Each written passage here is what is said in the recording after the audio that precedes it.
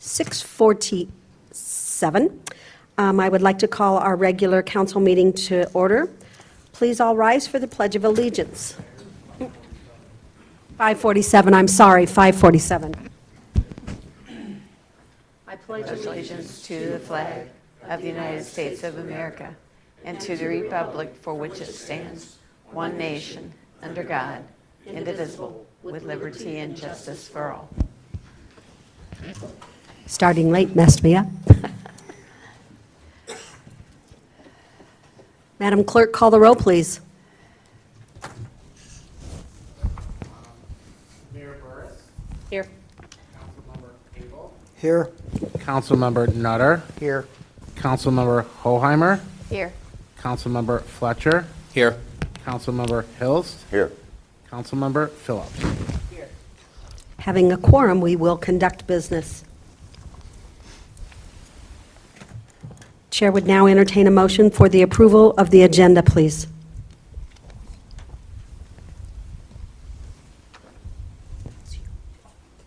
Madam Mayor, I move that we approve the agenda for today's date, Monday, July 14th. Second. Madam Mayor, before we take a vote on that, I'd like to ask that 8.9 be tabled until the next meeting. Second.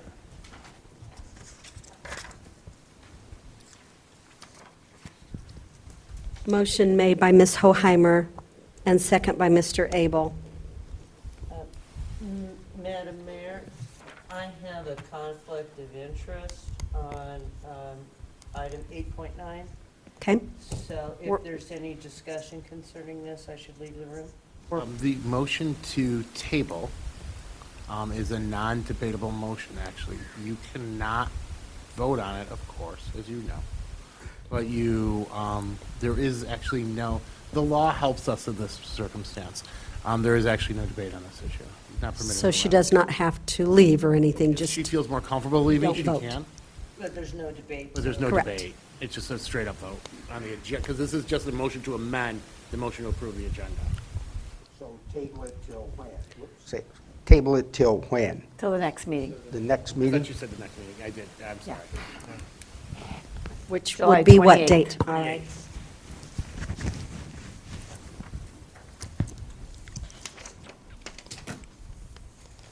Any other concerns with the agenda? Is that just, is that request just to get like further information on that or something? Yes, I'm sorry. Okay. Just, yeah. Okay.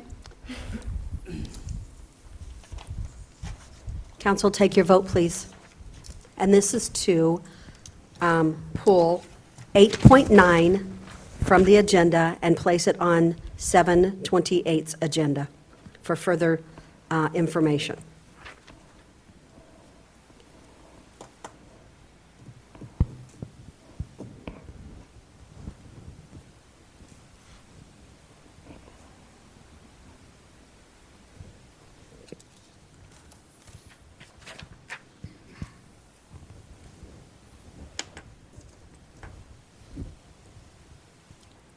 Motion passes 5-1 with one abstain to table item 8.9 until 7/28.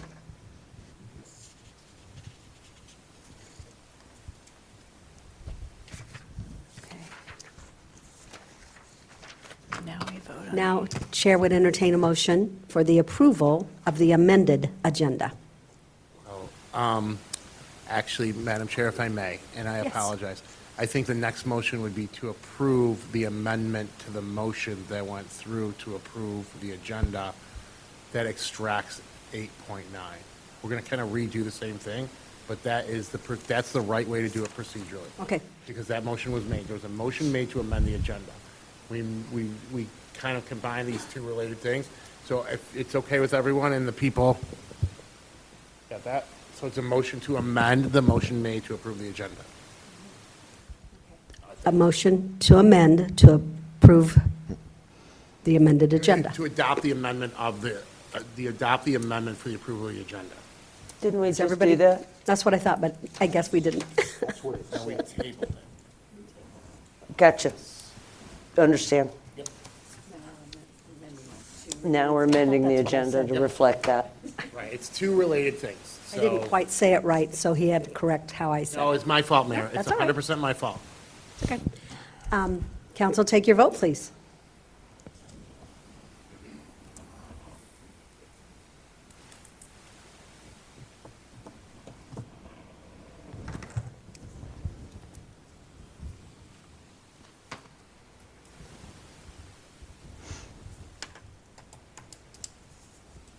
Motion passes 6-1 with one abstain. Or 6-1, excuse me. 6-0. 6-0 with one abstain. And now, Madam Mayor, we adopt the amended agenda. Last one, I promise. Chair would now entertain a motion to adopt the amended agenda. Thank you. So moved. Second. Motion made by Ms. Phillips and second by Mr. Nutter. Oh, my goodness. No further discussion needed, I believe. Council, take your vote.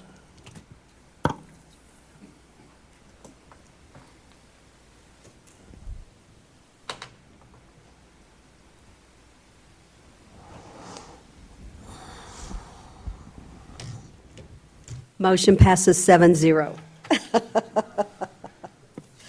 Hey, you got to laugh a little, right? Chair would now entertain a motion for the approval of the minutes, please. Madam Mayor, I move to approve the minutes. Thank you. Madam Mayor, I move to approve the minutes of the City Council regular meeting on June 23rd, 2025. Motion made by Ms. Phillips and second by Ms. Hoheimer. Any discussion? Seeing none, council, take your vote, please.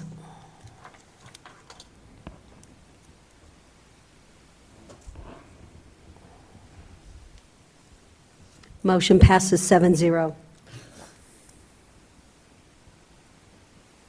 We have now come down to item 5, which is public input. Anybody wishing to have their voice heard, please come to the podium. Make sure the mic is on and state your name.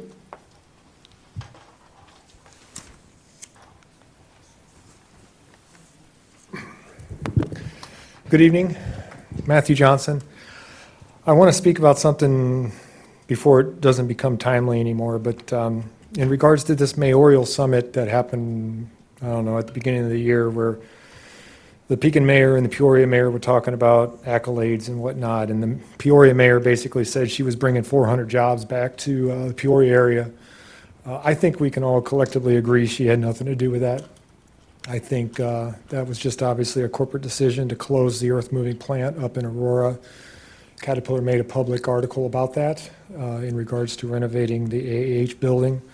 But I do agree with something she said, along with what you iterated to, Madam Mayor, is that we need homes. Do we need $500,000 homes? Probably not, but we definitely need homes. I'm going to let you all in on a little hard truth that's been going on since the probably the middle 1990s. Previous councils haven't figured out. This council is going to need to figure it out. Future councils are going to have to figure out. Somebody's going to have to figure it out. But if you want to be competitive with any inbound Caterpillar families, you're going to have to figure out a way to compete with Dunlap High School. There's no other way to do it. That is where everybody's going, and it is what it is. In regards to the younger generation we hire, I'm going to let you know another hard truth, and this one hurts deep.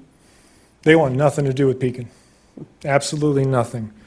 We hire in 120 typically every year, and you hear the same thing. It doesn't help, the naked guy walking down Court Street didn't help. The plastic explosives that were found in that apartment on Court Street doesn't help. And then a week later, we had the bomb scare in front of Dunkin' Donuts. And then you got the TikTok guy out there talking about our legacy and how we got our name. Look, honestly, they don't care about any of that. You know what they care about?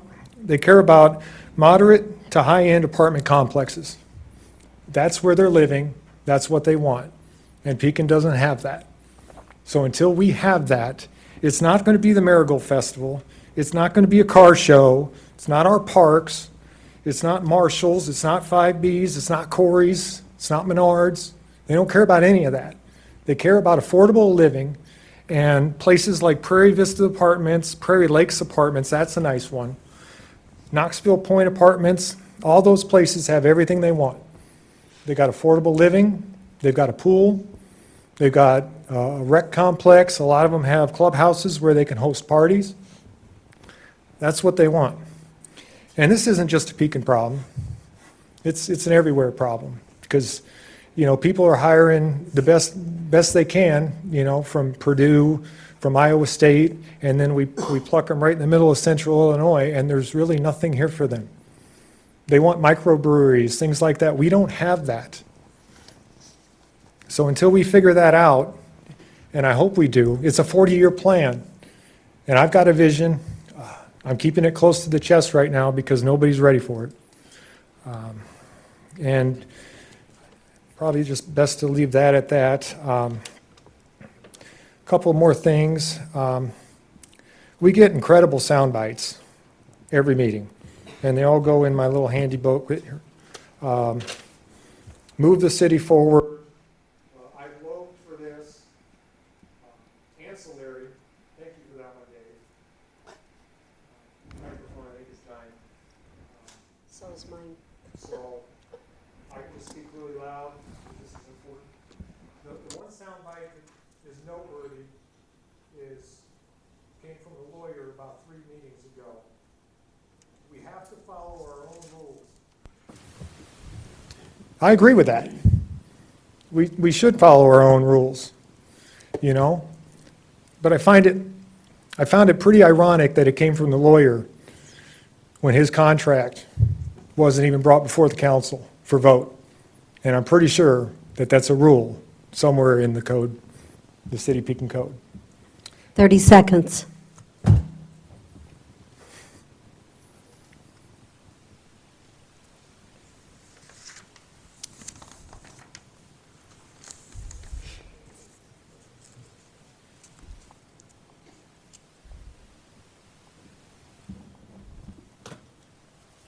Ten.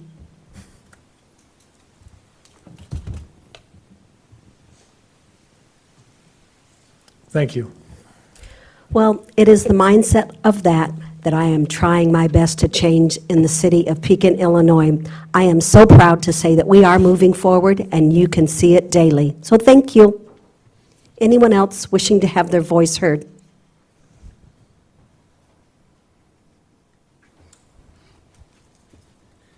Good evening. Good evening. I'm Shane Goebel. I'm here for my dad, 909 Court Street. We were here about 2 months ago. We're now at 114 days since they tore the front of it down, and not one person's been there since we left the meeting last time. When we were at the meeting last time, there was approval for $25,000 to have his house fixed in case that it came to that. I know my dad was thinking about getting somebody else because it's been a mess with the people that were doing it already. So it kind of slowed things down. But when we were at the meeting, they approved $25,000, and they told my dad after the meeting, we'll give you $19,000 so the city can wash their hands clean of this. And you can hire your own person. Is what Justin told my dad, and he said he would work with the attorneys at Pekin to get him a check for $19,000, and the city would wipe their hands clean of it. But yeah, nobody's been there to work on it. Nobody's been there to look at it. We've been told numerous times that the siding's on order, windows are on order, or if I don't know how long it takes to get these special type of windows or siding, but if you go to Menards or Lowe's, it doesn't take 114 days. So we didn't get a date last time we were here when they're going to start working, but it'd be nice to have a date of when somebody's actually going to be there and when they're gonna start. If it was probably another house, he'd probably have city ordinance right now, because the weeds are 2 foot to 3 foot tall in the front of his house and looks absolutely ridiculous. Since they tore it down, the side of the porch, the water flows a different direction now. It used to go off the front, now it goes off the side, so it's a huge waterfall, and now it's rotted out the front. I, on a 100-degree day, try to put up a 16-foot gutter by myself to try to alleviate the problem. But trying to put a gutter up by yourself that's 16 foot long is not an easy task. So we put it on the ground, and it catches water on the ground, so it's good enough for now. But there's birds that decided to live in his porch now. The inside of the porch is getting rained in. Every time it rains, it goes inside the porch. The stairs are all rotted out because they're not connected anymore. And when I was there to put the gutter up and I stepped down the stairs, I almost went flying, and the stairs went one way and I went the other way. So just be nice. My dad's worried about it every single day, all day long. If you look at one side of his house, he's out there every single day putting new flowers, growing flowers. His yard was probably one of the best yards on Court Street on that side, and then you go to the front of the house and it looks like a whole total different house. So it'd just be nice to know when somebody's actually going to be there to start working on it. That's all I had. This is the first I've heard of it. I know that, I believe your father did call City Hall, and I don't know who he talked to. I could provide but- a little clarification, Yeah, yeah. Mayor. I believe the father did call, He did. and there was a concern about River City Demo, thinking that they were going to do the work, and they did not want that. They wanted money, and where I was stance was council approved up to $25,000. They didn't approve $25,000. They approved up to $25,000. The estimate we had was $19,000. And I said that would be what we were going to pay if the city were going to pay it. And if that's what they wanted, I authorized that we could pay them the $19,000. I wasn't going to just hand over $25,000 on that. The $25,000 the council approved was if we came into something that was unexpected to fix. That's what kind of threw a hitch into that early on, because our understanding from the conversation from his father was that they just wanted the cash settlement and they wanted their own contractor to come in and do that. That kind of set some things back with that. I know Justin is working on that. 18 days ago, I called and Be able talked to to have a little bit further conversation. Simon and told him that I worked it out with my dad. My dad doesn't want the 19,000. He wants his house fixed. Because if it was going to be up to 25,000 and he only took 19, my dad's going to be responsible for the 6, and he didn't even ask to get his house tore down. But it was 18 days ago from today that I called Simon. So, I mean, it doesn't take a contractor 18 days to come out when we've been looking at this thing for 114 days. Okay. Thank you. Mr. Vaselli and Simon, I'd like you to double check on this. I know you got calls because I spoke to him too. Okay. You're welcome. You're welcome. Nope, Mary's good. You bet. Anyone else from the public wishing to be heard? Seeing none, public input is now closed. We have now come down to item 6, which is the consent agenda. Chair would entertain a motion, please. Madam Mayor, I'd like to move to adopt the consent agenda as follows. 6.1, accounts payable, paid proof list through July 3rd, 2025. 6.2, receive and file FY 2025-26 budget transfers through July 8th, 2025. Item 6.3, receive and file emergency procurement for emergency demolition of 101 Henrietta following structure fire. 6.4, receive and file annual motor fuel tax documentation review for calendar year 2024. 6.5, building department permit report June 2025. 6.6, Police Department Monthly Service Statistics, June 2025.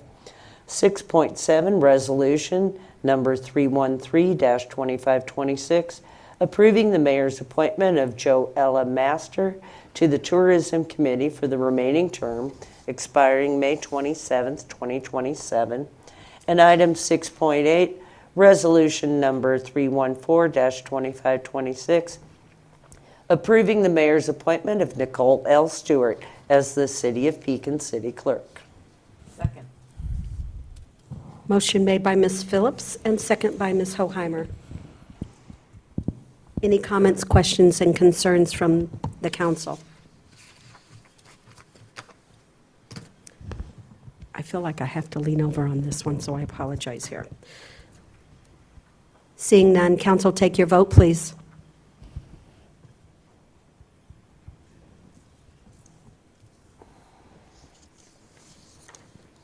Motion passes 7-0.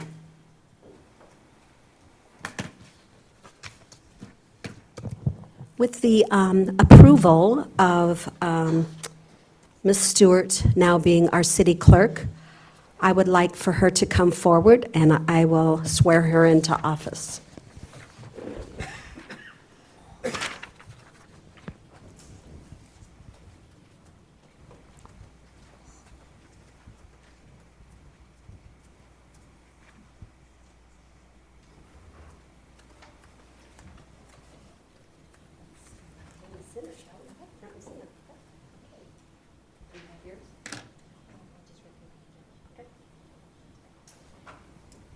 Raise your right hand and repeat after me.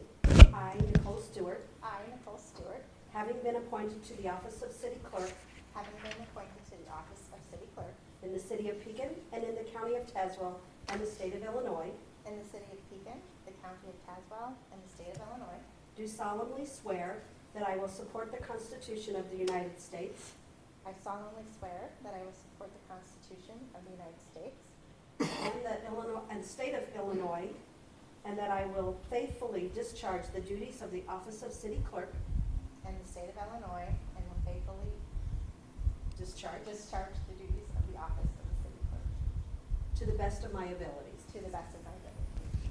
Thank you very much. Congratulations.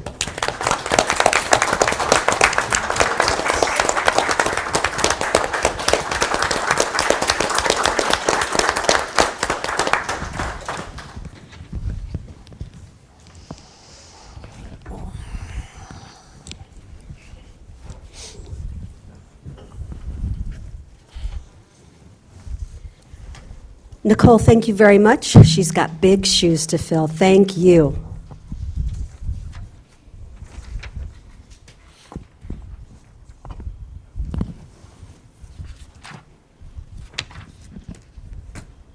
We have now come down to item 7, which is public hearing of the Community Development Block Grant. Let's see, consolidation plan and final 2025 plan for action plan. Mr. Dossi or Mr. Ray? Mr. Ray. Thank you, Mayor. Presentation is on the screen. This is going to be largely the same presentation that was provided at the last public hearing about a month ago, but we are through the draft public input session. We're now on to the final public input session before we submit the plan to HUD for review. Let's see. Maybe the other one. Either of them. Oh. Okay, so just to remind everybody, HUD is the Federal Department of Housing and Urban Development. CDBG, Community Development Block Grant Program, is administered by HUD with specific national objectives. We are an entitlement organization, which is a municipality or other entity that automatically receives funding based on a very complicated formula that I'm not even privy to. We have a program year, which is similar to a budget year, but it's offset. So our program year is September through August. And then we do get an allocation each year from HUD to carry out those eligible activities for the program year. We are currently working on our consolidated plan, which is a 5-year plan. There's a lot of community input opportunity for that plan. And we do a needs assessment, set priorities, those kinds of things. We are also doing the first year of that 5-year annual action plan. So that's created each year. There's, again, community input involved with that, and it executes the consolidated plan each year with specific projects. There's also a annual report that is filed at the end of each year. That's not something we're worried about today. Every CDBG dollar has to be spent on one of three national objectives, the first being benefiting low to moderate income persons, either through an area or directly to those people. Preventing or eliminating slum or blight. That could be, again, based on an area or based on a specific property, or it has to fulfill some urgent need. And it has to pose a serious and immediate threat to health or safety. That was largely used during the pandemic, not so much anymore. And this map is a map of the city. The yellow are areas identified by HUD's data as low to moderate income block groups. So basically that means if we want to spend dollars in those areas, we are pretty well guaranteed that it's going to be allowed by HUD. There's a lot of hoops we have to jump through still, but those are the areas designated by HUD as low to moderate income just based on data. Again, we're working on the 5-year consolidated plan. We've gone through community input and data gathering. We have had the first public comment period and public hearing on the drafts, and now we are having a public comment period and hearing on the final plans. After this, we'll ask for council approval at I think the next meeting, and then submission to HUD. We've had community input thus far. We had a community survey with 78 responses. There was 30 questions across lots of different topics. And the most noted issues were that we need solutions to homelessness, street and sidewalk improvements, and employment opportunities. We also had 3 community input meetings. Those were published, they were in the paper, they were on the website. They were held at the Salvation Army, at the Pekin Public Library, and at the Pekin Housing Authority to try to get different areas of town encompassed. There was a total of 3 attendees at those 3 meetings. And the most noted issues there that were discussed pretty heavily, since it was a pretty intimate group, were, again, solutions to homelessness, especially related to transportation and mental health, landlord-tenant issues, and also sidewalk projects and children's programs. Lastly, we had a public hearing on the draft plan. We had 2 public comments / questions and a little bit of council feedback. Since then, I have not received, or during that public comment period, I did not receive any separate comments via email or in person or anything like that. I did have an inquiry from one of our department heads about potentially utilizing funding to expand some services, which is possible, but we are under a service cap, which I think I'm going to go over a little later, so it would take away from other services if we added those as far as we understand it. So again, the data summary is that we have had somewhat of a decrease in population from the last con plan to the current one, 33,910 to 31,226. We have had a similar decrease in households during that period. We have had a decrease in median household income when you adjust it for inflation. So technically it's a higher number right now, but when you adjust it for inflation, it's a little bit lower. And we've also had an increase in the number of households below the median income for our larger area. And that increase was from 58% of households to about 63.5% of households. And we've also had an increase in the homeless population in the area. Again, this is not City of Pekin numbers. Those aren't really available. What we have available is a tri-county area. So it went from 285 estimated to 492 as of 2024. So in our needs assessment, we identified that we needed public services for individuals experiencing homelessness. Again, services are capped at 15% of our annual allocation, which is approximately $65,000, depending on what the allocation is each year. Right now, we use that to partially fund our social worker program in the police department, which does directly impact individuals experiencing homelessness as well as others with needs in the community. We also prioritize fire department response. It's going to be largely limited to Station 3 on Derby Street due to the demographics of that primary response district being in the yellow area on that map that I showed you earlier. During one of the community input sessions, it was really stressed that the city's fire department response to incidents with individuals experiencing homelessness is key, not only with police department, but with the fire department, with the paramedics that we have on staff. Are we fully firefighter paramedic now, Chief? Pretty close? 32 out of 56 are paramedic, which is pretty extraordinary. So they do provide a lot of those services in first contact. And then additionally, public infrastructure.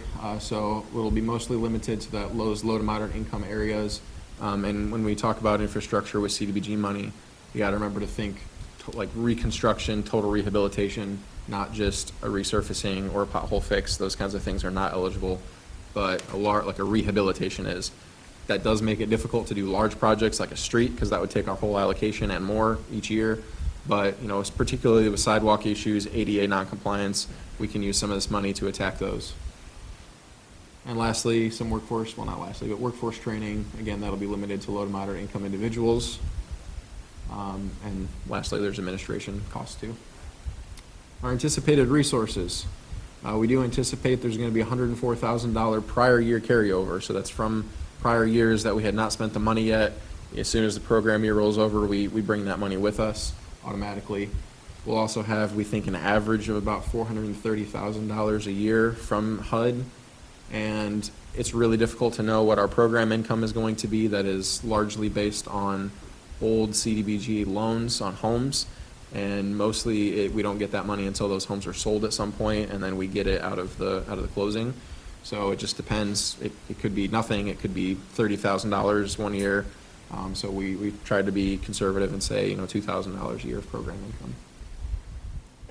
So that's again 104,000 carryover, 432 a year for 5 years. There's a total of 2.264 million over 5 years. With that money, we plan to sustain or expand community services through that police department social worker program. We'll do that all 5 years. We plan to address blighted and inaccessible public infrastructure, rehabilitating sidewalks, perhaps do some street work as well. We plan to improve the emergency response. For 4 years of the plan, we'll put some money towards the replacement of one of the Derby Street Station fire apparatus that responds to a lot of those calls. And then improve workforce skills in the community. That's, again, something that came from the community data, so we wanted to include some type of program. So for one of those years, we'll put money towards a workforce program. And that'll likely be a grant to some kind of subrecipient, an educational institution or something similar, since the city doesn't really have the staff to stand up that kind of program. And then lastly, we'll have program administration. The 2025 annual action plan, the first year of that 5-year plan. We'll have an $85,000 allocation for program administration that is capped at 20% of our allocation. So the cap is slightly higher than that, but 85 is a nice round number. $46,000 for our Section 108 loan payment, which was for a previous fire apparatus funded a few years ago. $65,000 for community services in the social worker program. $200,000 for emergency response for the new fire apparatus purchase, and $151,433 for public infrastructure for those sidewalk improvements. And there's the math there that shows that it adds all up nicely. So the next steps, we submit final plans to HUD for review. We prepare the 2024 evaluation report that I spoke of earlier. We need to amend the prior 5-year plan to account for that carryover that we're going to have to do. And then we will start executing the consolidated plan with the 2025 annual action plan. So we are currently in that final plan comment period through the end of the month. Folks are welcome to submit comments to myself, and they can access the plan in various ways, including the website. This presentation is already up on the website. They can request information directly from me. They can show up at City Hall.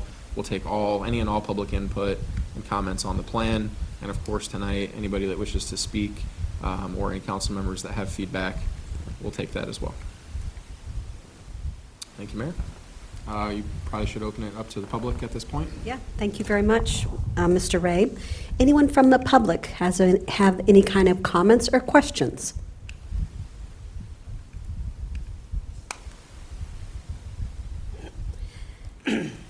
Seeing none? Yeah, I suppose if any council members have any feedback at this point. Okay. Any council? Okay, Public hearing is now closed. thank you. Thank you, Mr. Ray. We have now come down to item 8, which is new business. Chair would entertain a motion for 8.1, please. Madam Mayor, I make a motion that resolution number 315-25/26, approving articles of agreement between the City of Pekin and Teamsters Chauffeurs and Helpers Local Union number 627, Solid Waste Department, be adopted. Second. Motion made by Mr. Hilston, second by Mr. Abel. Any kind of questions or comments or concerns? Council? Miss, oh, I probably should have turned it over to Mr. Dossi first. No, this is just presented for council consideration as the 4-year collective bargaining agreement between the city Teamsters Local 627, covering the employees in the solid waste department. Yeah, I'm so sorry because we just came out of executive. Miss Phillips.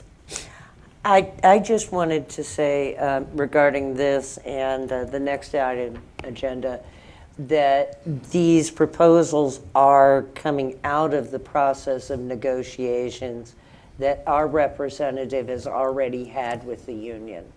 And they have gone back and forth, and this has been what they've come out of the union negotiations agreeing on, subject to our approval and subject to the union's approval.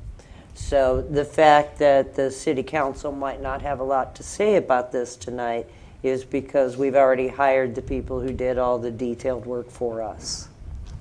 That is correct. Any other council? Seeing none, council, take your vote, please.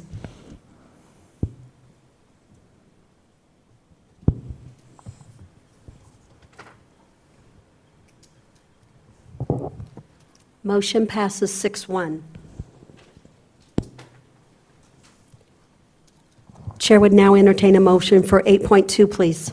Madam Mayor, I make a motion that resolution number 316-25/26, approving articles of agreement between the City of Pekin and Teamsters Chauffeurs and Helpers Local Union number 627, Wastewater Treatment Department, be adopted. Second. Motion made by Mr. Hilston, second by Ms. Phillips. Mr. Dossi, I'll turn this over to you again. Thank you, Mayor. Again, presented for council consideration is the 4-year collective bargaining agreement between the city and Teamsters Local 627, covering employees in the wastewater treatment department. Council? Seeing none, council, take your vote, please.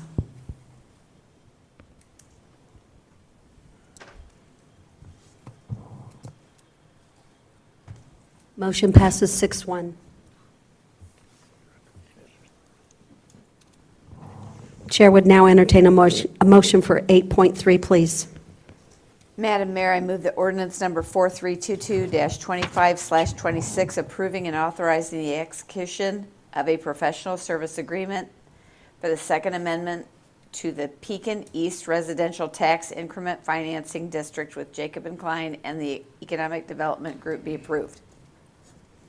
Second. Motion made by Ms. Hoheimer and second by Ms. Phillips.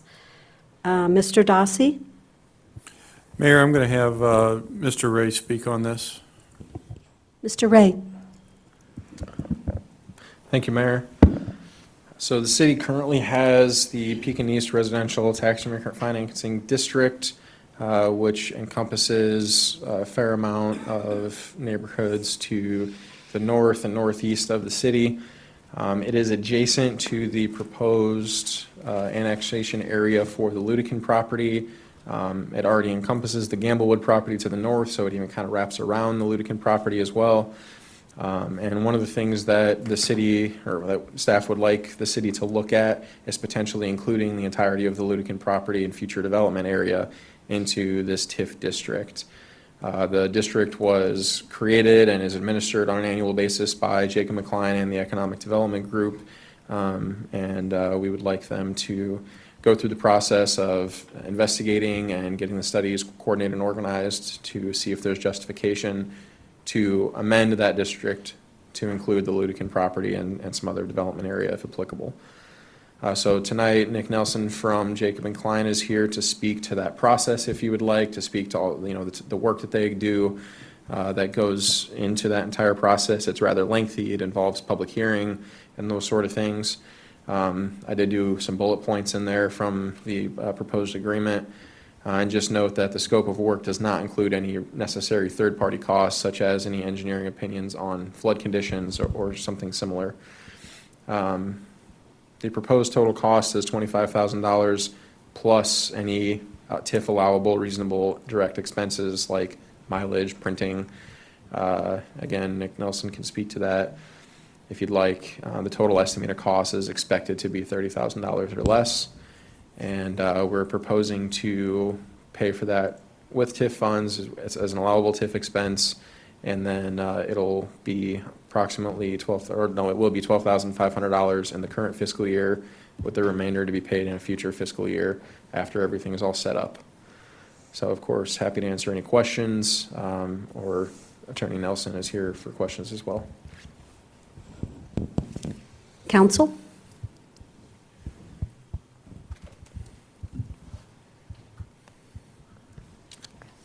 I'll start. I just about I went forward.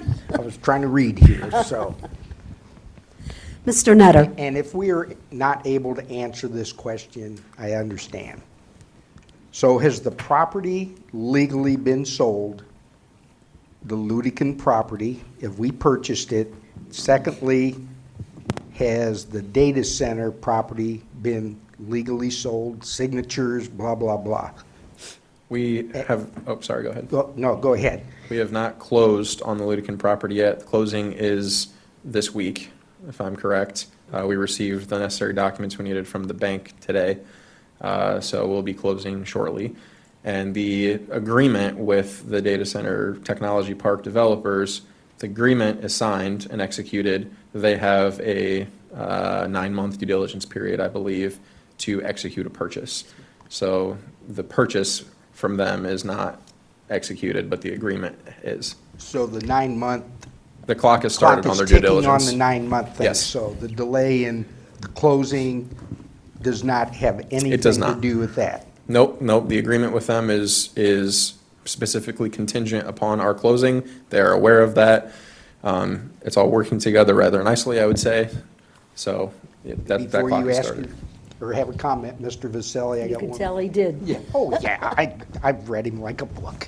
So why aren't we doing the annexation first? Do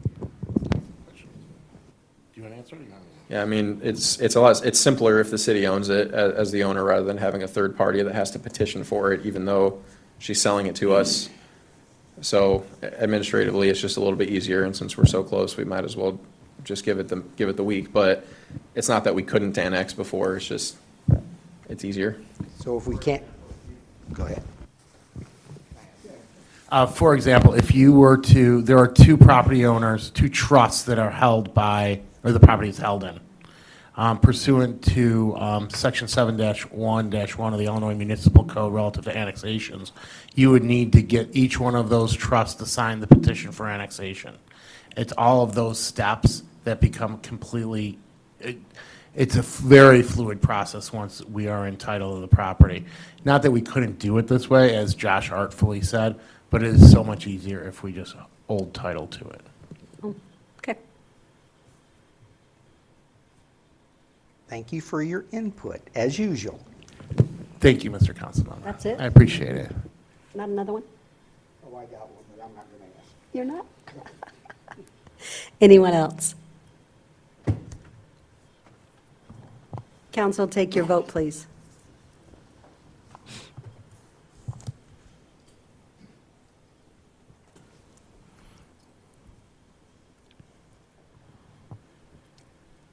Motion passes 4-3. Chair would now entertain a motion for 8.4, please. Madam Mayor, I move that resolution number 317-25/26 approving annual support of the Greater Peoria Economic Development Council be approved. Second. Sorry. Motion made by Ms. Hoheimer, second by Ms. Phillips, I believe was first. Mr. Darcy, Thank you, Mayor. I'm going to have Josh go ahead and speak to this as well. Mr. Ray.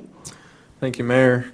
The Greater Peoria EDC has been partnered with the city for over 10 years for large-scale and regional development activities. They are again seeking the city's support in the amount of $25,000. GPEDC plays an important role in our economic development initiatives. Listed a lot of things that they do for us. Perhaps most notably, in the last year, they sent us 16 potential leads for industrial and corporate businesses. Granted, they send those to all of the folks that they have, appropriate property for. But out of those 16, we applied for 7 of the RFIs that come from Intersect Illinois. And they do a lot of the work when it comes to that. Those are pretty significant packages that have to be submitted to the state. And really, all I have to send them is some property information and wastewater information. And then they coordinate everything else with the utilities and the state incentives and all those other kinds of things. So it takes a lot off my plate. And those are usually very short deadlines, like we find out, and we have to submit within 2 days. So we relied on them pretty heavily in the recruitment of Epic Medical. They were definitely involved in that process. That's one of the prospects that they sent to us that I was then introduced to by the state and by them. And that's one that we landed. I always like to say, if you're doing 1 out of 100, if you get 1 out of 100 of your big prospects like that, you're doing pretty well. And so far, we're 1 for 16. So that's really good. They just work on other programs for us. They hold educational and professional training sessions for myself and other development professionals in the area. They connect us with different sectors, like they have us standing Ag Tech Connect meetings to connect us with people in that industry. It's a strength of our area. They attend our EDAC meetings. I think it's 7 out of 10 as of today. So 70% of our meetings they've been to. That's pretty good. They help us with grant applications. They just do a lot for us, and I definitely, on a week-to-week basis, realize the benefit of this partnership, and I wholeheartedly support continuing it. So we would recommend approval of this resolution. Thank you. Any questions from council? Seeing none, council, take your vote, please.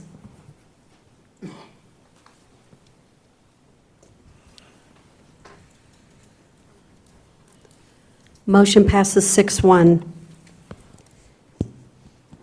Chair would now entertain a motion for 8.5, please. Madam Mayor, I move ordinance number 4323-25/26, approving a third amendment in the fiscal year 2025-2026 annual budget be approved. Motion made by Mr. Nutter and second by Ms. Hoheimer. Mr. Darcy. Mayor, once again, I'm going to have Josh go ahead and present this. Mr. Ray. Thank you, Mayor. This third budget amendment accomplishes 2 things, and at any point, I'll invite our finance director to jump in. First thing it does is it adds $145,000 of revenue to the general fund in the public property department. That's due to 2 property sales that we were aware of last year, and they didn't make it far enough to actually be closing. They are both, I believe, at least one, if not both, are going to be closing at the end of this month, and we did not budget for that revenue. So we added it last year. We didn't get it last year. We needed to add it again this year. So it'll be slightly, the purchase prices are slightly higher than $145,000, but with closing costs, there's going to be a little taken out of that. Secondly, it amends several line items in the general fund, the sewer fund, and the solid waste fund that will effectively remove an internal IT staff person and add spending in contractual services in lieu of that for the services agreement with IT 360, which is the next item on the agenda. The net additional spending is $150,857 in the general fund, $15,530 in solid waste, and a little over $7,000 in the sewer fund. The overall net change to the city's overall budget is an additional spending of only $28,404. And again, we're reducing budget lines, so that's how it evens out. There's additional information on the financials of the IT 360 agreement in the next agenda line. But ultimately, in order to approve that agreement and have the spending available for that agreement, this budget amendment would be necessary. So staff recommends approval of this amendment and ordinance. Okay. Council?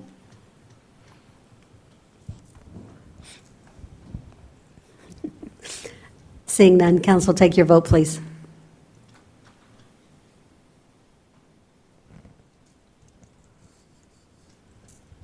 Motion passes 7-0. Chair would now entertain a motion for 8.6, please. Madam Mayor, I move resolution number 318-25/26, approving an agreement for general information technology services with IT360 Inc. be approved. Second.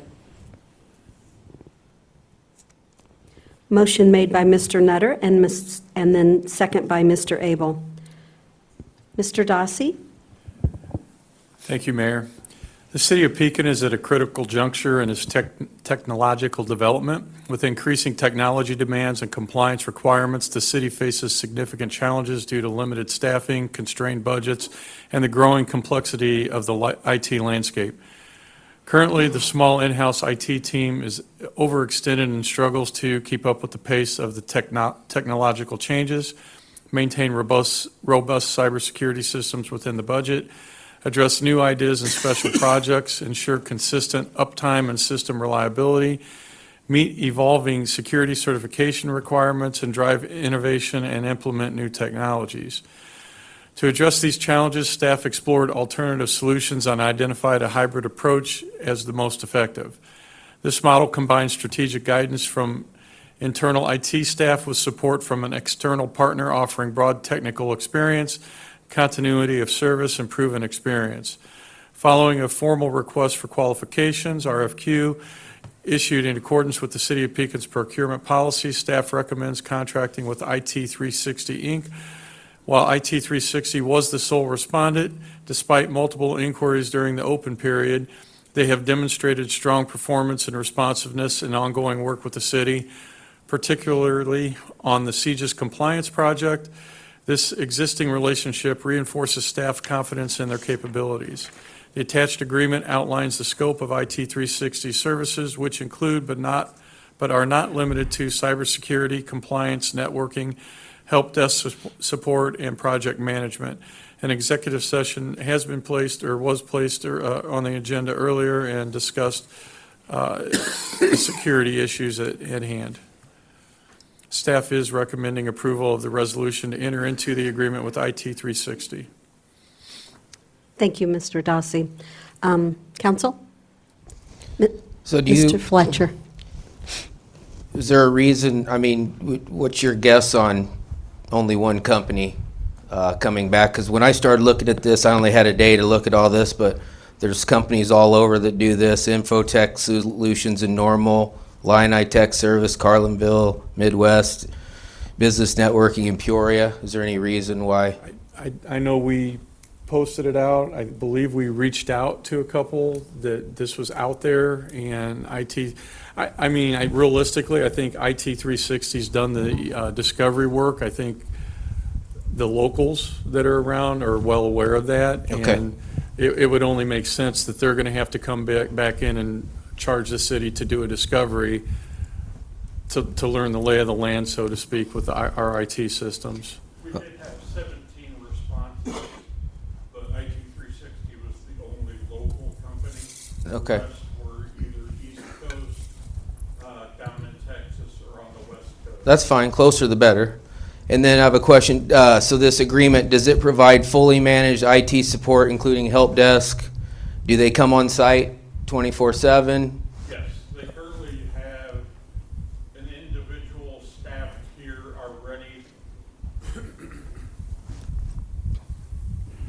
They currently have an individual staffed here 5 days a week from 8 to 5. And then they also have the individual doing the CJIS project here. Lately, he's been here all 5 days of the week, but usually he's here just 3 days a week working on that project. And that's included in this figure that we're going to pay? Correct. Okay, that's all I had, thank Well, you. Yeah, the CGIS project is a separate Yeah, bucket of yeah, I ours. just meant for, but- like, help desk, if you have trouble, all that support's gonna be included in this. Yes. And no additional billing. And the after-hour support and all of that is in this price. We've already utilized the support desk after hours on, I believe on a holiday weekend potentially, but I know that we utilized it and they were right there to fix it. Thank you. Anyone else? Seeing none, council, take your vote, please.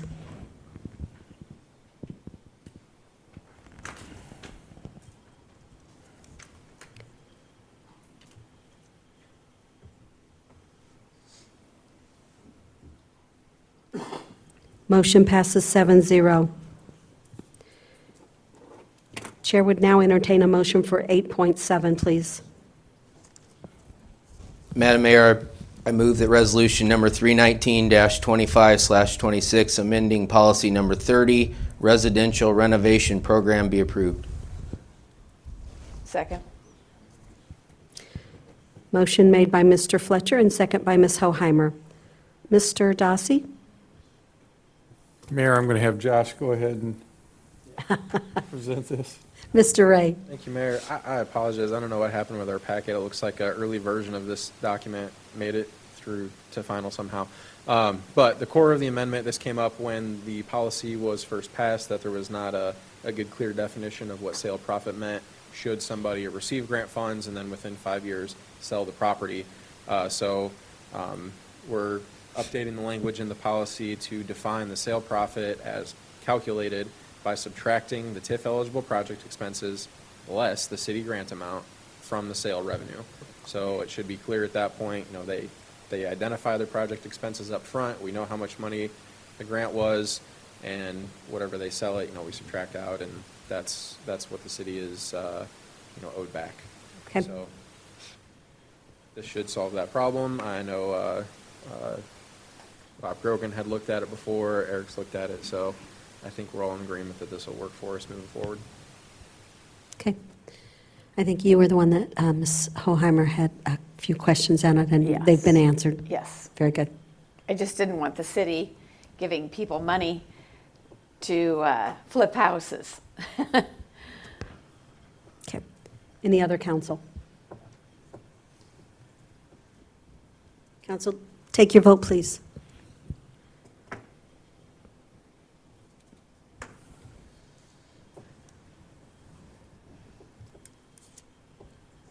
Motion passes 7-0. Chair would now entertain a motion for 8.8, please. Madam Mayor, I move resolution number 320-25/26, approving a 3-year renewal of the Microsoft Enterprise Agreement be approved. Second. Motion made by Mr. Fletcher and second by Ms. Hoheimer. Mr. Dossi? Thank you, Mayor. If council recalls, I greeted all of you with an early morning call not too long ago where we were looking at a potential emergency procurement. But as it would be, we were able to work with the vendor and iron out the matter under, I believe, the Sourcewell or one of the co-ops out here, and I'll have pardon me, Omnia Partners, I'm sorry. And we were able to push this to this meeting to be discussed. This is for the Microsoft Enterprise Agreement, allowing the city to purchase Microsoft products at D-level pricing, resulting in annual savings of 15 to 45% compared to retail pricing. This marks the city's 5th triennial agreement with Microsoft. With this renewal, Dell Technologies has transitioned the city of Pekin from the state contract to our own standalone agreement. While the EA is with Microsoft Corporation, Dell will continue to manage administration and billing. The agreement ensures continued use of our existing Microsoft software and includes software assurance, which provides access to the latest software upgrades as soon as they are released. Any new software acquired under this agreement will be billed during the annual true-up period in June. These costs, if applicable, will be charged to line item 100-009-599-801, which is the software line item, and incorporated into the maintenance agreement for subsequent years. Staff is recommending approval. Mr. Hess is available if you have any further questions. Any questions from council? Oops, sorry. Any questions from council? Sorry.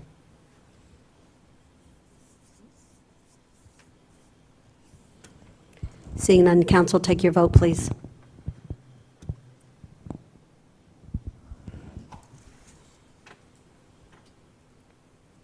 Motion passes 7-0. So once again, I'm going to remind everyone that 8.9 was tabled. So now we come down to 8.10, a discussion of procurement options for city fuel. Mr. Dossi, we will start with you on this. Thank you, Mayor. The city is currently using a single supplier for bulk fuel purchases and delivery and has done so for the past few years without being under contract. To bring this commodity in line with the city's procurement policy and ensure the city is obtaining the highest quality goods and services for the city at the lowest possible price, staff is exploring multiple options. One option is to utilize the services of Schooley Mitchell, a cost reduction consultant service. Their service offers in-depth analysis of our current fuel expenses, followed by an active bid negotiation process to achieve the lowest price. This active process has the potential to realize greater savings than a passive RFP process. The fee for this service is based off of the amount of savings achieved compared to our previous costs. A detailed brief was attached in Exhibit A. Staff views this as an opportunity to achieve effective cost reduction in our bulk fuel purchasing process and are seeking guidance from the council before moving forward. Mr. Joe Hitchcock is here to speak with that from Schooley Mitchell, and Simon Grimm, Public Works Director, would have further information. So before, Joe steps up and asks or answers any questions that you guys might have, again, this is just kind of for discussion. This is an option that we see, so wanted to bring this in front of the council to provide some feedback if you feel this would be a good way to go forward before we move with, entering into any kind of agreement. But Okay. if you have any questions, please. Would we like to hear from him? Yeah. Sure. Step on up. Welcome. Thank you. Ms. Mayor, ladies and gentlemen of the council, department heads, I know a lot of you folks, the ones I don't. My name is Joe Hitchcock. I'm a retired Pekin Police Sergeant. I'm a U.S. Army veteran, and today I'm here in a different kind of service, helping the city of Pekin potentially save money without taking on risk. I now own the local franchise of Schooley Mitchell. Schooley Mitchell is North America's largest independent cost reduction consulting firm. We work with municipalities and private businesses to analyze operational spending like fuel, telecom, software licensing fees, and credit card processing, finding hidden inefficiencies and overcharges. Here's what sets us apart. You don't pay anything unless we find savings. There's no upfront fees. There's no obligation to switch vendors. If no savings are found, you receive a full report confirming your efficiency at zero cost. When we do find savings, we share a percentage of those savings, leaving the majority for the city, self-funding our operation out of the savings we find. It is a true win-win situation. For Pekin, we're initially looking at the fuel procurement, nearly $500,000 annual expense. From what I've reviewed, the current program hasn't gone through a competitive bidding process in quite some time, and it's unclear whether the city's tax exempt status is being properly applied. We've helped similar cities save $1,000 per year by simply negotiating better prices and terms, ensuring compliance and stabilizing cost. One of the issues with your cost program now not being under contract is that your cost fluctuates with market volatility. So it is virtually impossible for your department heads to budget for fuel cost. Essentially what they're doing is taking last year's fuel cost, saying we spent this much on fuel, and we're going to apply that to the following year. I don't know if fuel costs are going to be $2.50 a gallon or $4.50 a gallon next year. It's largely based on world events. What we're going to do is kind of come in and lock down a fuel supplier to a three-year contract where you're going to get stabilized fuel costs across those 3 years. So it's going to be a lot more efficient, and it's going to give your department heads the ability to budget better. Each of you have been provided with a short slide deck that outlines our approach and the past success stories and how we've operated with a neutral third-party advocate, not as a vendor or a reseller. I also want to highlight that Schooley Mitchell partners nationally with organizations like Habitat for Humanity, Eco Drive, and 4Oceans. Everybody's familiar with Habitat for Humanity. Eco Drive, what they do is we plant trees in Kenya to eliminate some of the coastal flooding. And then 4Oceans, they pull plastic out of the oceans. Bought bracelets. Yes, exactly. And then that gets accredited to our clients who sign service contracts with us. So then you will actually have that accreditation come to you that you have been able to pull so many pounds of carbon and so many plastic bottles out of the ocean. So that would actually come back and be a net positive for this city as well. Nice.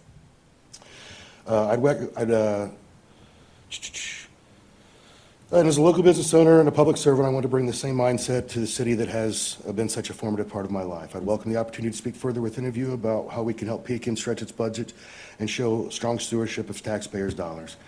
Thank you for your time and service to the city. I'm proud to continue serving alongside you in a new way. Thank you. Are there any questions that any of you folks would have for me? Looks like we have a couple. So what's our base for determining how much the savings is? Your base is what you're paying now. So So per we- gallon? Well, we'll look at the total fuel spends, and the problem is that we can't really use a per gallon fuel spend because it fluctuates. Since you're not on a contract, you're basically paying something similar to what is market price, hopefully without the taxes, but we need to ensure that as well. Illinois runs about 60 cents a gallon per fuel on taxes. So if you are actually not using your tax exempt status correctly, that would be a huge savings unto itself. Essentially, what we're going to do is going to take a fuel spend over a period of time. We'll take 6 months, a year, whatever that is during that fuel spend, and we'll use that as our baseline, and then we'll start negotiating with other bidders. Like Mr. Dawsey said, and I hear that you guys have had a little bit of issues with your RFP program, like for your IT, and I know that the airport with the fuel tank replacements, you got one bid on each. Our approach is going to be a lot more direct. It's going to be a lot more active. Instead of posting it to a website, waiting for people to come, assuming that somebody's going to bid, when you do that, you get 3 or 4 bidders, and you don't get a big cross-section sample. You don't get a large number of people, so you don't really know that you're getting the right prices. What our analysts are going to do are going to go out and contact everybody and actively look for anybody who's willing to deliver fuel to you. And then we're going to put those against each other. Given the size of your fuel spend, which is pretty substantial, those fuel deliverers are going to want to compete for that and then cut each other's prices and basically put them in a bidding war, hopefully to get you guys a better fuel price. Then we'll have the added benefit of locking that in for 3 years so you can budget accordingly. Okay. Does that answer your question, Ms. Phillips? I'm still not I understand we're going to use some period to determine our base cost. Right. And whatever that period would be, it would be up to the administration to make sure that it's a fair comparison period. We would generally use the last 6 months, just because it's the most recent time, and with the volatility of your guys' fuel procurement, 6 months is going to be a good idea. We all know that fuel goes up in the summer, and then it goes down in the winter, and then vacations and holidays and all that stuff affect fuel prices. So the largest sample we can get is going to be more beneficial for us and for you, because we'll be able to get a more solid idea of what that total fuel spend is over a period of time. If I just used, I believe you guys get fuel delivered every 2 weeks. Yep, roughly every 2 weeks. So if I just use 2 weeks of fuel as a base, that wouldn't be an accurate representation. So I want the biggest sample size that I can get to get the baseline that we need. So we typically keep our fuel inventory at full tanks? We will call for a refill once it gets down to 2,000 gallons, if I'm not mistaken. It's just based off of we don't want to get below that because you start sucking up sludge and whatnot. So, but typically we're not fluctuating greatly, is what I'm saying. Correct. So over a 6-month period, we're not going to say, oh, well, turns out we bought it all 6 months prior, or that it's not going to fall outside that period, any big bulk inventory purchase. So for the past 12 months, going back, the price fluctuation that we've currently seen at a low of $2.76 a gallon for diesel up to $3.30 a gallon for diesel. So those are the low and high points for it. So there is quite a bit of fluctuation there. But the 6-month period should account for that. Correct. Thank you. Mr. Hilst? So if you guys do create any savings for the city of Pekin, that's going to be an annual dollar amount, and then you guys are going to take what percentage out of that savings? 50%. 50%? Yeah, we'll share 50% with the city. We'll take 50%. Those costs, we'll share on those costs for the 3 years of the life of our contract. After those 3 years, you get to retain all of those savings yourself. For that 3-year period, we will continue to stay with you. We are going to handle implementation of the new fuel provider, if there is a new fuel provider. 80% of the time, our clients stay with their current provider, just at a better cost. But we are going to continue and be your liaison between you and your fuel provider. If there's a missed pickup, we're going to hold them accountable for that. If there's any kind of additional fluctuations or price creep, we're going to hold them to their contract. That is less important with the fuel situation, because it's pretty much a straight up a proposal that you're going to sell us fuel at this price, and then we're going to pay you this price for the fuel. That comes into that monitoring comes more important when we look at other cost savings categories like telecom, where there could be billing errors that we're going to locate. There could be additional rebates. There could be any kind of additional fluctuations in the telecom market. That's where that program actually really shines. But we're going to stay and be your point of contact between that liaison, or between that fuel provider. And the nice thing I was telling Mr. Grimm about is that as a franchise owner, I'm not a local office of an international firm. I've actually bought a franchise. This is my company. When you call the number that was provided to you, you actually get me. So I'll answer the phone, and I can be receptive to your needs like a small business would be, but I still have the backing of an international company behind me. Okay, appreciate that. And then back to something you just said a couple minutes ago as far as the RFP process.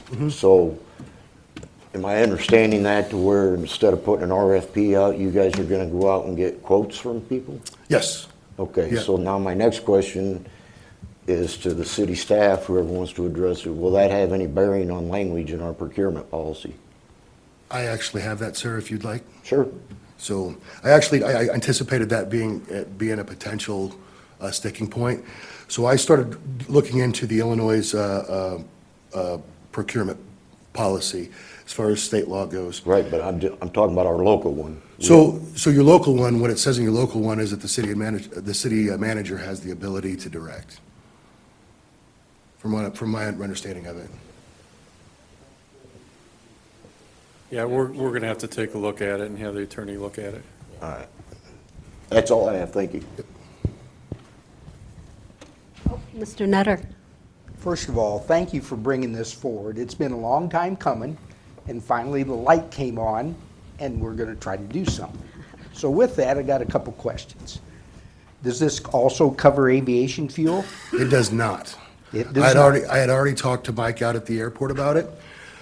Aviation fuel is so volatile that they will not give you a fixed price on it.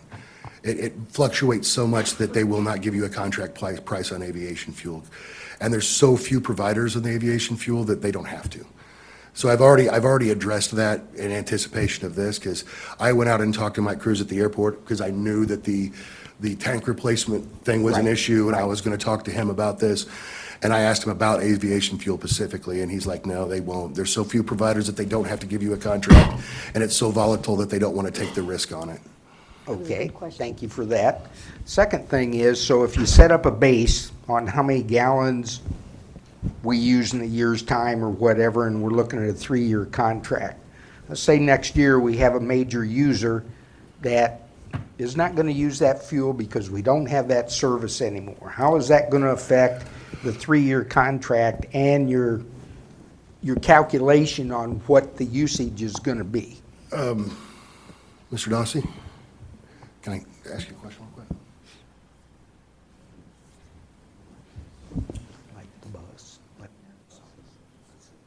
No, that's true. Yeah, after June. I'm sorry, Mr. Nutter, I wanted to talk to Mr. Dossi first. I assume you're talking about the alleviation of the bus department and going to the schools, correct? That is one of them, yes. So in that situation, I had talked to Mr. Dossi about that. That actually works out to great benefit for you. The school is going to continue to purchase fuel from you because you're going to have the best price anywhere that they have. You can then turn around and charge the school whatever you would like and take that additional revenue and use that to maintain your pumps. So does that become a savings to your company at all? No, Okay, no. all right. So what if we have a service, and I'll just use this as an example, that we quit using fire trucks and we don't do anything with fuel there? Do you keep adjusting what the base is because of elimination of Yes, of if a you have, department? if you have a major change, like if you eliminate fire trucks or you get rid of your waste department and decide to contract with Waste Management or somebody else, and you're no longer using those trucks, we will reevaluate that at the time, because at that point, that has become a major change into the Sure. what we've already looked at. Sure. And at that point, since you've made that change, we're comparing apples to orange, we're not comparing apples to apples, we're comparing apples to oranges. So we would have reevaluated at that time for sure. And that would create an amendment to your contract, your 3-year contract then? Yes. Yeah, we could reevaluate all those circumstances, and if, especially if there's a major event like that. Sure. And that's what's nice about dealing with a local business. I get to make all the decisions when it comes to that, so then you come to me and then we'll work it out. I don't have to go and go up the chain and ask for permission. Sure. Okay, thank you very much. Thank you. Thanks. We appreciate that. Thank you. I'm assuming you will stay in contact with you, Mr. Dossi. Yeah, if council has any direction, I have on here, look at our procurement policy, and we're obviously going to look at client communities, like Yeah. what other communities they've served, and try to get a list of that, and look in this a little bit further. I kind of look at it as we're doing our due diligence and allowing you to look into. And yeah, and this was an issue, and I actually just in conversation with Mr. Hitchcock,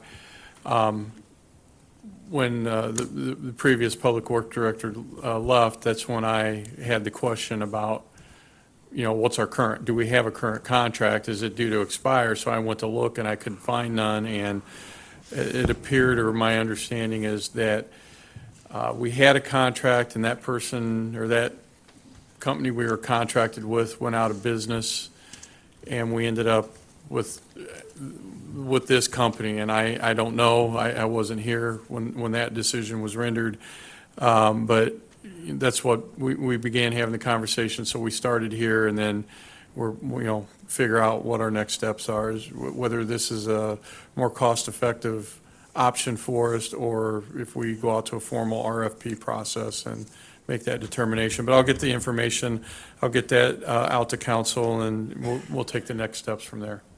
Okay. I have one more question. Sure. So do you have any businesses with other local municipalities, like East Peoria, Morton, Washington, all that? I just started this franchise.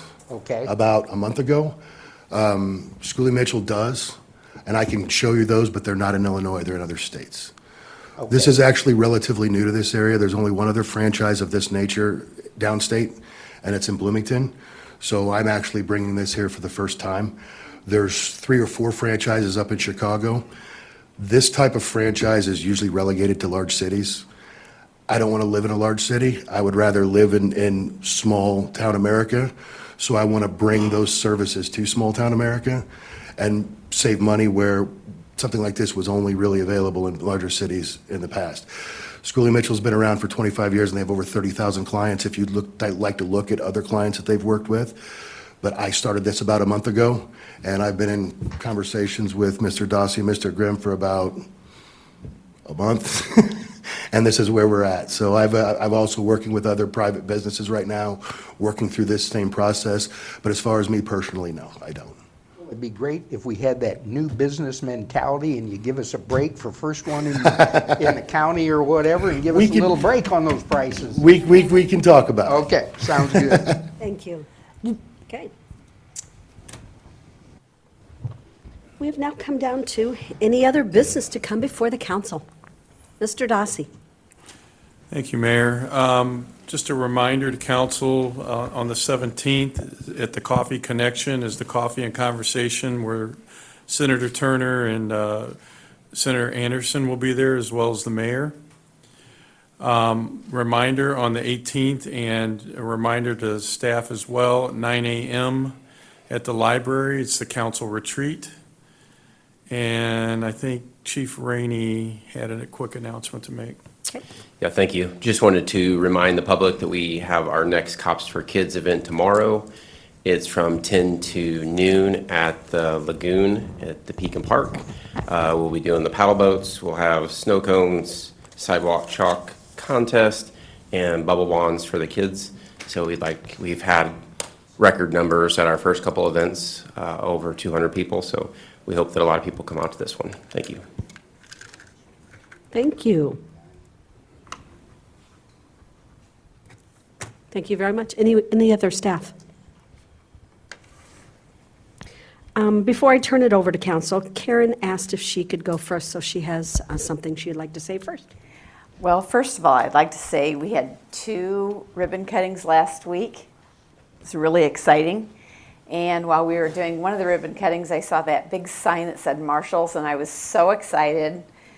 We left there, went over to Five Below, and walked around there for about 45 minutes, which was a lot of fun. I'd never been in one before.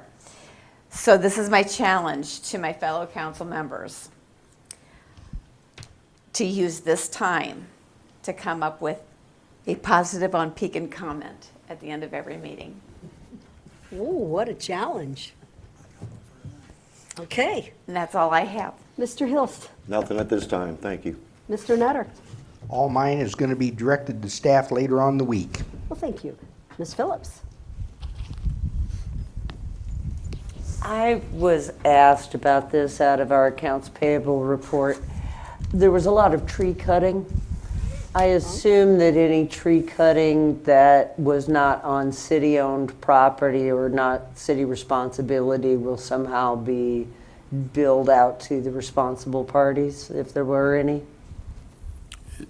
Depending on what the circumstances are, if it was a code enforcement function that somebody wasn't complying, they typically will cite them and put a lien on the property as part of the cleanup. I mean, if I had specific addresses, I can look into it further, but typically, if it's not a city tree and it's a code enforcement thing, they'll follow up with a lien. That's what we wanted to hear. Thank you.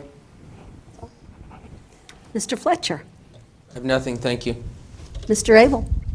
2 things. First off, the residents on 17th Street off of Broadway, I guess a couple of them have been there a while, and they remember when which is now the Cancer Center, was the Fashion Bug, a women's clothing store, and it was required to put a shrub or landscape buffer along 17th.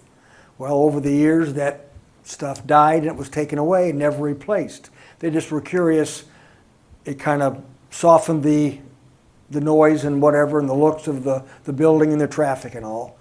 Wondering why it was required then, but doesn't matter now. They haven't replaced it, so they were just curious. And my positive challenge is back to Five Below.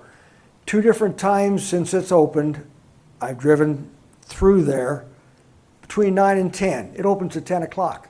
There were 15, 20 people in line waiting to get in, customers.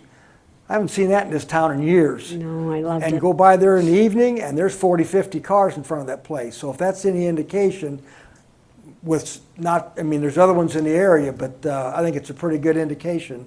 Wait till the other 2 open up. Thank you. Thank you. You're finished? Yep. Well, first of all, I want to thank Nicole Stewart for stepping forward. Thank you very much. It is not going to be an easy task, but you're up for the challenge, I'm sure. Thank you so much. And, you know, as far as Mr. Johnson earlier tonight, I'm really trying to change the attitude of this city. And it's, you know, attitudes are contagious. And when you walk around with a positive attitude,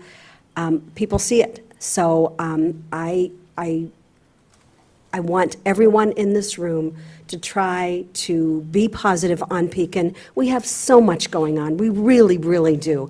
And I'm very proud of where our city is going, where it was just 2 short years ago. So I want to thank everyone. And it is 7:15, and we are out of here. Have a beautiful rest of your evening. Good night. How about a motion to adjourn? Motion to adjourn? All in favor? Oh. Second. All in favor? Aye. Good night, everyone.